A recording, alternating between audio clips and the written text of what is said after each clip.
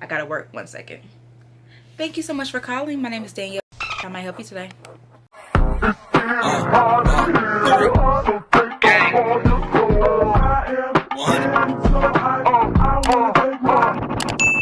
Hi my beautiful YouTube friends, welcome back to my channel, or welcome if you're new.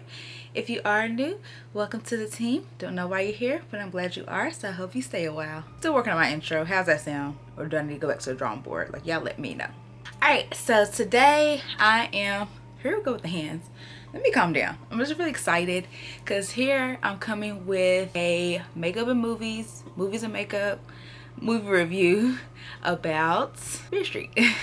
As excited as I am, that was kind of like blah. Let me try to amp it up a little bit. Alright, so I'm coming today with the hands. Alright, so I'm here today with the movies and makeup and movies review, talking about the Netflix trilogy original movies. I don't know. Fear Street by R.L. Stine. So y'all know I love horror movies, and this one was super hyped up. I don't want to say hyped up because I think it was really good. I'm gonna get into it. Let me not ruin the review before I even get into it. But everybody was talking about this trilogy, and I was so confused because it had like different years. I was like, what is this? I didn't even know it was like a Netflix, like they released it like week by week by week. It started like July like 2nd, like the beginning of July, then the next week July 9th and July 16th when they released the last part of the trilogy, and they just released it each week on Netflix, and then blew up from there. Like everybody was talking about how good it is and how interesting, and like I said, I love horror movies, so I had to check it out. I kind of went in with low expectations, but after watching the first one, I was like hooked, and I was watching it late at night, so I wanted to binge it like them back to back to back, because I started watching it the day after the third one came out. So I'm glad I did, because I was dying to see the rest of it.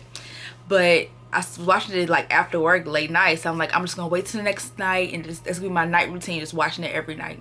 So I finished it in like 3 days, and when I say I loved it, but I'm gonna get into it, and I'm gonna do a makeup look how I usually do. I'm gonna try something a little different. Obviously I'm trying something a little different, and it'd be the same one too. The covers for the movie posters are like kind of neon color, and there was like a lot of neon colors in the movie, particularly the 1994, which is the first one, and then the second half of the third one. I'll explain that. There was a lot of neon color, and I'm like, oh, I kind of want to try to do a makeup color with neon bright colors. I think that'd be really cute. So yeah, that's what I'm gonna try to do. I want y'all to let me know if y'all seen it, what y'all think of it, which one was your favorite. I'm gonna get into it. I'm gonna try not to do spoilers. I asked on my Instagram if I should spoil it or no spoilers. Nobody's voted, so make sure y'all follow me on Instagram, watch my stories, and vote when I have questions like that, because I want to know like what y'all want to see. I'm gonna say spoiler alert because I'm so excited to talk about it. I might spoil it, but I'm gonna try not to. Let's get into it, kind of what I want to see, and I don't like making these too long, so yeah. Okay, if y'all watched my video where I took my son to the zoo, y'all saw I just learned how to zoom in, so I think I got a little closer. I feel like I look ashy. I don't like to zoom in, but we're gonna see how this works. But anyway, I've already primed my face. Oh, that's why I look ashy. I primed my face. Duh. Now I'm going with my Milani Concealing Perfect 2-in-1 concealer in Golden Toffee, and get us talking about the movie.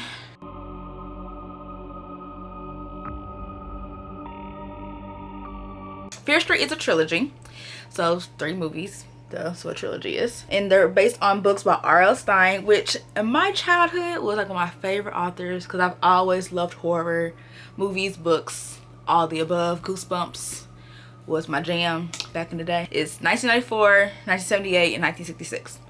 So basically the whole premise of the movie is it's a town called Shadyside, and they have a neighboring town called Sunnyvale. Now they have a history dating back to the 1600s, the witch trial days, on why Shadyside is known as murder capital USA, and Sunnyvale is the safest place on earth. Like they're next to each other, they're rival towns, but like complete opposites of each other. So it goes back to a resident named Sarah Fear back in the 1600s, who was convicted or you know, she was a witch, let the town people tell it, and hung.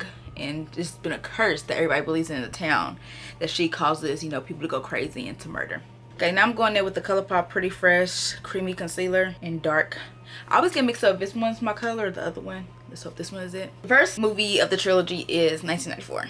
This one is, you know, based in the 90s. So a lot of the movies you can tell have homages, however you pronounce that word, to classic horror eras and movies. So this one, you know, the horror movies of the 90s, Scream. I know what you did last summer, but definitely heavy on the Scream, which is one of my favorite horror movies, if you know me. So it starts in like 90s time, Shady Side, and it's following a high school named Dina and her friends, Kate and Simon, as well as her little brother, Josh. And just living their normal life. So Dina is kind of rebellious, kind of angsty, pretty much what those teens were like back in those days. She just quit the band. She just broke up with her girlfriend Sam, and her girlfriend Sam moved to Sunnyvale. So there is, well, I guess the movie starts off with a murder, like 90s horror movies do. At a mall, girl working at the mall was waiting to get a ride with another guy who works in the mall, and he snapped and killed a lot of people who were closing up the mall, as well as the girl, and he was shot and killed by the sheriff. And you kind of learn about the history, like every few years there's a murder of somebody just snapping and going crazy, and nobody has like explanation for it. And they always say it's Sarah Fear's spirit possessing these people. That's the way to start it. There's a vigil for the fallen Shady Siders. One girl was, you know, a high school student, and they go over to Sunnyvale because they're supposed to be playing a game against them. And that's when Dina's reunited with Sam. But Sam has moved on. She has a boyfriend, and she's like living this like perfect life. Like she's never was a Shady Side. Now she's a Sunnyvale girl. And they all like kind of get into a fight. The Shady Siders and the Sunnyvalers, because, you know, Sunnyvale thinks they're just like up here and Shady Side's like trash. So as Shady Side's going back to their side of town, Sam and her boyfriend, who was a football player for Sunnyvale, and, you know, one of his friends, like follow the Shady Siders bus and like harasses them. Drama ensues, causes a crash, and Sam had gone to the hospital, but she like saw a vision of like Sarah Fear the witch, and a very weird situation. Going in with my Fit Me Maybelline sensitive powder and deep. So later that night, Dina and all her friends see like a guy in a skull mask, because the guy who did the massacre at the mall, he wore a skull mask while he killed everybody. So they think it is Sam's boyfriend just harassing them, because he said he's gonna get back at them for making him crash his car and all of that. So they go to the hospital to find Sam and tell her to have her boyfriend like knock it off. But it turns out it's not him at all. It's the actual killer. I think his name was Ryan. He's trying to like get them, and they're like, how is that happening? He was killed by the sheriff. How is he the one harassing us? And of course, like it happens in the teen movies of the 90s, nobody believes the kids. I mean, would you? If somebody came in and you told you a dead man was chasing them, would you believe them? I don't know if I would. I mean, I probably kind of would, because I'm a horror movie girl, but I'm currently still working for the next 20 minutes. I gotta keep my mouse, my computer active. So basically, without saying too much, they have to figure out like what is going on and how to stop them. Turns out they're after Sam because she disturbed the witch's grave. So they are trying to figure out like how to stop them from killing Sam. I'm going heavy. I don't even know why I'm going so heavy on the concealer. I know I don't want any fallouts. I did heavy on the under eye, but everywhere else, I don't know what I'm going through right now. I'm about to be pale. So not only is the mall killer after them, it seems like other killers from Shady Side's past are after them. Like all the killers have died. Like they end up getting killed somehow, somewhere, killing themselves after they commit their murders. But they're rising from the grave to try to hunt Sam because she disturbed the grave. So now it's up to them to try to figure out how to save her. And they think it's because they have to kill her and then bring her back to life. Because like once the person they're after dies, like the curse is over on that person. So that was their mission, and they succeed. And after, you know, great characters ended up succumbing to the killers. That's what happens in 1994. I'm trying not to do spoilers, but it's hard to because I really want to talk about like what happens in the movie. But the way it turns into it, you know, goes into 1978 is so the way they found out that she has to die and be resurrected to stop the curse is back in 1978 when that massacre happened. There was a survivor, and it was because she died and she was able to be resurrected with CPR.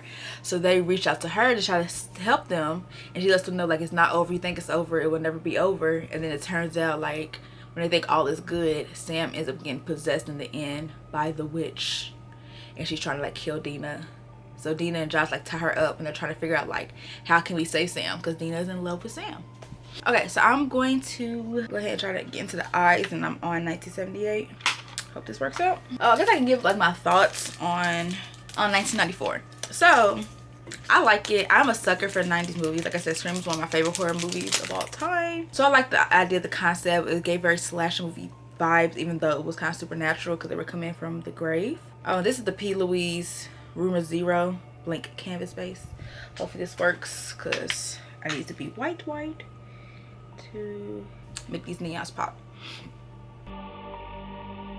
I was sad that some of the characters who died because I just think this series, and I'll probably get into that more, the best characters end up dying in this series, and that just like really like upsets me and my homegirls.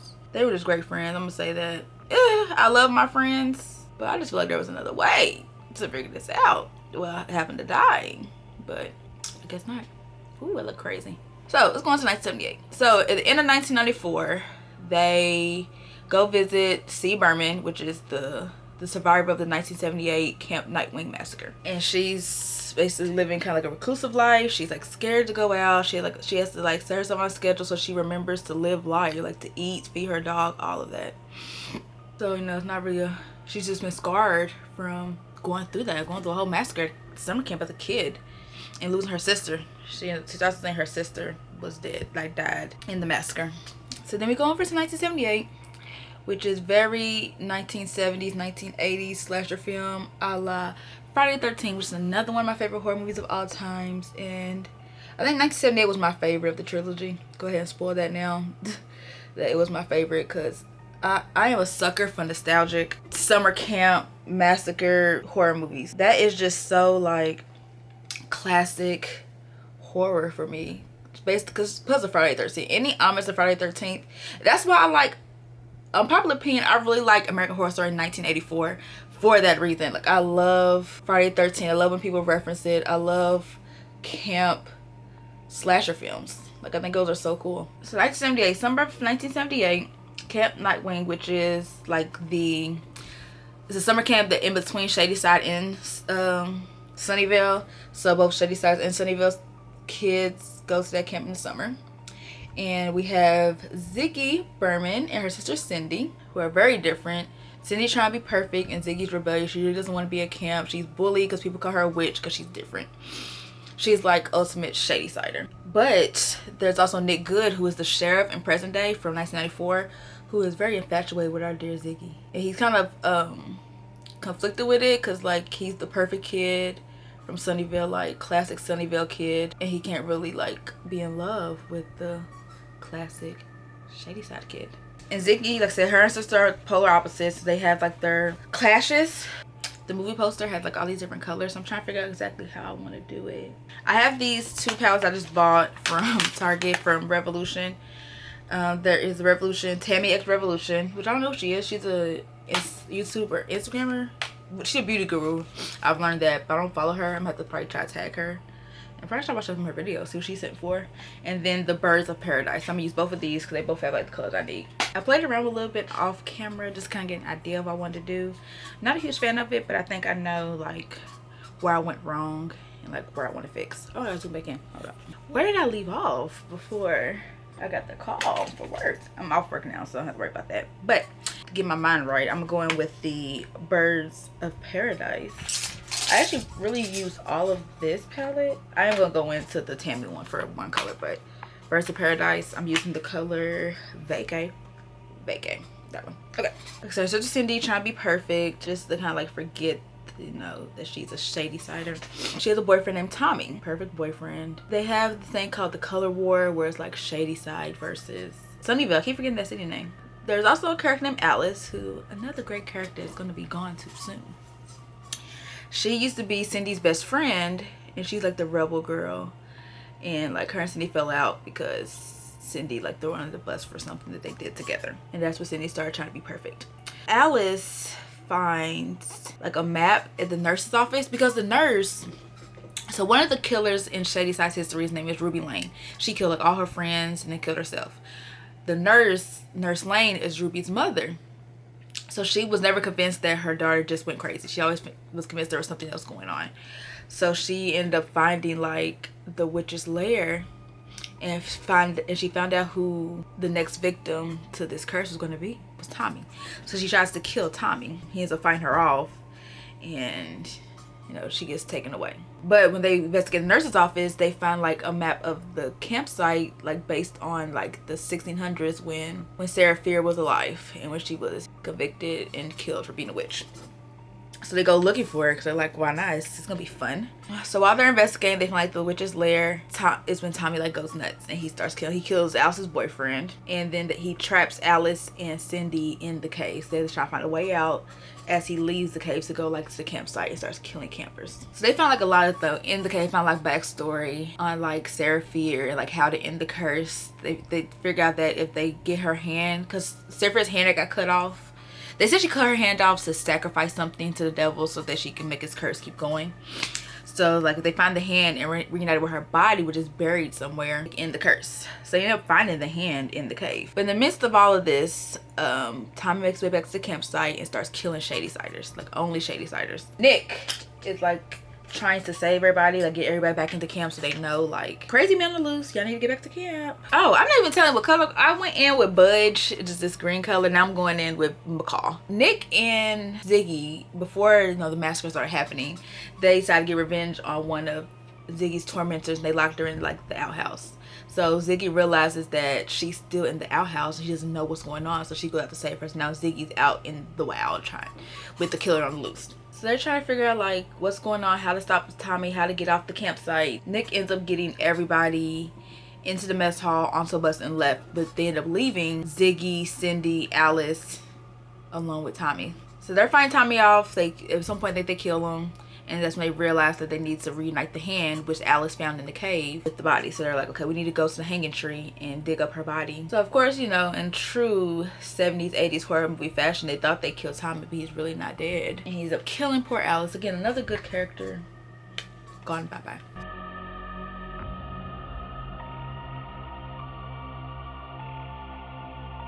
Now it's just Ziggy and Cindy, and they have to get the hand to the hanging tree so they can try to stop all this from happening. So they get to the hanging tree. At this point, all of the past killers have risen again, like they did in 1994, and they're after them again. Because, so what causes all the kills to come up is like her bone, like Sarah Fear's bones are disturbed, and Ziggy accidentally like nosebleeds on the hand, and that caused all the kills to come up to try to kill them. And they're after Ziggy because it's her blood. They end up going to the hanging tree and digging up, trying to dig up, you know, Sarah Fear's body, but ends up the body's not there. It had been moved. So now they're like, I don't know what to do. The killers are surrounding us and we can't go anywhere. Being the good sister that she is, Cindy's like, I'm gonna sacrifice myself, you run and you go. Sacrifice her body, end up getting killed, but Ziggy ends up getting caught too, and they end up stabbing them together, and they like, you know, reconnect as sisters and say nothing will ever tear them apart ever again because they're dying together. Really, really sad. I hate that for them. Real quick, I'm gonna do this epic liner, epic wear, NYX epic wear. It's like a white liner. Drawing the line. So what I did wrong over here, I made it too thick on the inside. I'm trying to make it really like thinner.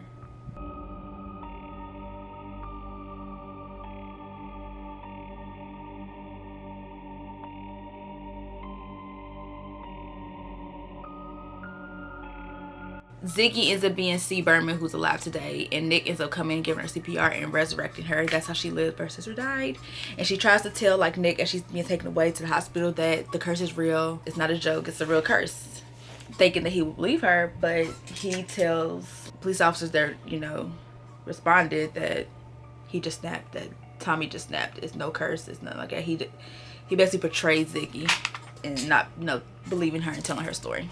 But there's more to that. So I go back over on the white with the colors I just used.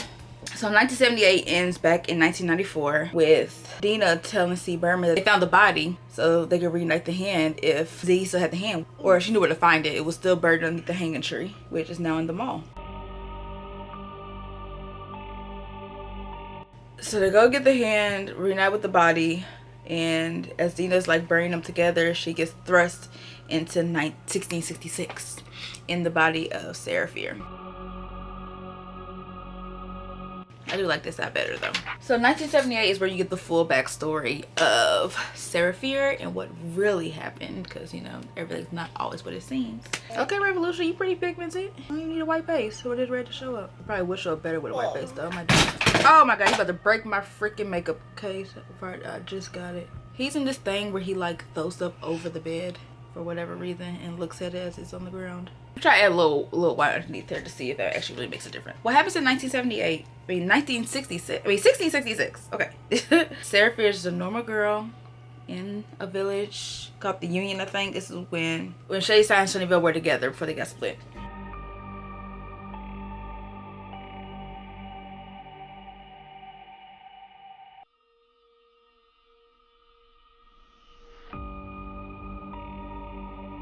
She's a normal girl. Her dad wants her to get married. She's really close with Solomon Good, who just had a wife and child pass away, so he kind of lives like a reclusive life, like outside of the village. They end up going to like a party where they take these berries, would be like drugs, and like drink wine. It's really weird. And Possessed by Horror had mentioned how it's like kind of modernized, like she couldn't really see them really doing that back in those days, and I can't really either. So it was kind of weird. They were like partying like teenagers do, but they're like 1666. Like, are they really up there partying late at night at a fire? But anyway, I digress. Bless you. To get the berries that are the drugs, they have to go to like a witch doctor. There, bless you, Sarah notices like a book, like a book of the occult with like different like deals with the devil that you can make. But they're scared away by like the witch doctor. What was her name? The preacher's daughter, Hannah Miller, expresses her lust for Sarah. So they're lesbians, or just to say what it is. But of course that is seen as very, very sinful in those days. Apparently that'll get you called a witch. So I'm going in with this color in the Trini. That one for the under. So they end up like, you know, kissing, having like a moment, and they hear somebody like see them. Somebody sees them in the woods, but when they go back home, somebody else sees them, and it's Mad Thomas. He's like the town crazy guy, the town drunk. And of course he tells the world what they were doing. Next day, Hannah's father, Pastor Miller, is like possessed, like he's not acting like himself. So they're trying to figure out what happened. Hannah and Sarah feeling guilty, think it's because of them, you know, having relations. I think that's what did it. And like I said, of course, Mad Thomas is like telling the world what they did and how they're like lesbians. And then Pastor Miller ends up capturing all of the town children and murdering them in the church, and he's getting killed by Solomon Good. So he ends up being the first person like possessed by the witches, possessed by this curse of Shadyside. They think it's because somebody let the devil in. They think somebody invited the devil into their town. They think it is Sarah and Hannah, so they proclaim them as witches. Capture Hannah, and they try to, but Sarah gets away, and they plan to hang them both in the morning. So Sarah was like, well, if they want a witch, I'm gonna give them a witch. I'm about to go get the book from the widow, is what they called her. I'm gonna get the book from the widow, and I'm going to call the devil myself to save us, and that's gonna be that. But when she goes, she finds the widow dead and the book gone. So she said, well, somebody else did this. Like, it was, so clearly it wasn't us who invited the devil. Somebody actually really did invite the devil. So she ends up going to Solomon Good. Like I said, that's one of her only friends in the village who she can go to. And he's like, you know, give her a place to hide. So they come like looking for her at his village, at his house. So she like hides like in the back room and finds like a door to go to his basement, his cellar. So she goes down there to hide because they're like, you know, looking in the window trying to find her. And as she like explores his cellar, she finds like a very devil worshipy looking area, and she sees the book, and she realized Solomon is the one who killed the widow, who stole her book, and who invited the devil into their village. So Solomon's like, you can keep my secret, we are the same, you don't have to tell anyone, and we can live eternal life forever. And she's like, no, I'm not that type of person, and I'm not going down for this. And she tries to escape. Of course, he tries to kill her because he doesn't want his secret to be revealed. So they go on a chase that's in like the underground, which we saw in 1978 was where Alice and Cindy were locked in. They had to like find their way out. So he chases her and finally catches up to her when she like sees like a way out. But he catches her and he like is trying to like kill her. So he like slashes her hand. He severs her hand, which is where her missing hand, it wasn't for her, you know, sacrifice her hand for the devil, for the curse. It was because Solomon cut it off. One of my NYX Sweet Cheeks matte for my blush. Just when you think like she gets away, like she gets out and away from Solomon, and she's ready to tell like the village what happened, he comes out and like claims like, I found the witch, I caught her. And of course back in those days, Nobody's gonna believe a suspected witch, a woman in general, but definitely not a suspected witch. So goes up to the morning, we're there to be hanged, and they're giving them last chance to confess. And to save Hannah, Sarah confesses and says, it was all me. I possessed Hannah. She's not like this. This was me. You can kill me and spare her life. So they end up not killing Hannah. End up hanging Sarah, and Solomon's the one who like puts the rope around her neck, and she's like, I will haunt you forever. The truth will come out. You're not gonna get away with this. Get my NYX matte finishing spray. So fast forward to present time. It comes back to Dina, and she realizes like what happened. Like, it's the Good family that's been cursing the town. It's not Sarah Fear.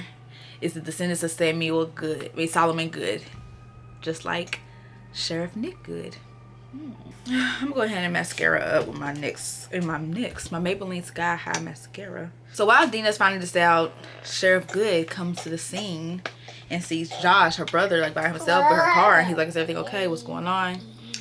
And Dina comes to save Josh because I think Nick Good at this point knows like what's going on, because C. Berman called him thinking he would be helpful, so he kind of knows what they know. So they escape from Sheriff Good, and she explains to him like, Good is bad, we have to find a way. The only way to stop this curse is to kill Sheriff Good. So they go to C. Berman, and they're trying to figure out like, what can we do to kill him. I'm really just telling the movie. I feel so bad. I hope you watch this after watching it. You want to hear what I gotta say about it, and I hope I'm explaining something that didn't make sense. I'm gonna wrap it up because I don't want to really just sit here and tell the movie. So they ended up coming up with a plan to kill Good by luring him to the mall and having the other killers who are still after them kill him. Well, they're now after Dina. So remember, they come after you with the blood by like sensing your blood. So they're not gonna go, they're gonna skip everybody else but the person they're after. So their idea was actually really brilliant. They were gonna like spray him with Dina's blood, and it was an homage to Carrie, because that was something that Ziggy or C. Berman and Nick Good kind of bonded over in camp, their love for Stephen King in the movie Carrie. So it was very Carrie, like pulling the pig's blood. It all fell on him. They were all gonna come after him, but he outsmarted them. Like, I wish C. Berman would have moved faster on that scene, and that plan would have worked beautifully. My Milani go-to highlighter. Give me a new highlighter. Y'all comment a new highlighter that I can use. Not that it does me anything wrong. I love it, but I'll try something different sometimes.